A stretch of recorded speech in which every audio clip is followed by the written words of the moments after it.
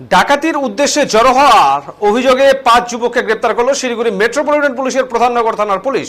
ধৃতরা হলো অনিমেষ ওরাও, শম্ভু বিশ্বাস, গোপাল কর্মকার, শৈলেন্দ্র প্রধান ও অভিষেক। ধৃত 5 জনের মধ্যে 3 জন শিলিগুড়ি ও 2 জন কার্শিয়াং এলাকার বাসিন্দা।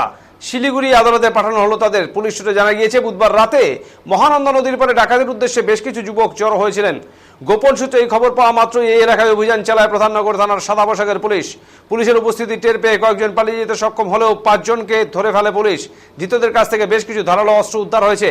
এরপরে ধৃতদের গ্রেপ্তার করা হয়। এদিন ধৃতদের শিলিগুড়ি মহকুমা আদালতে পেশ করা হয়েছে। গোটা ঘটনার তদন্ত শুরু করেছে পুলিশ।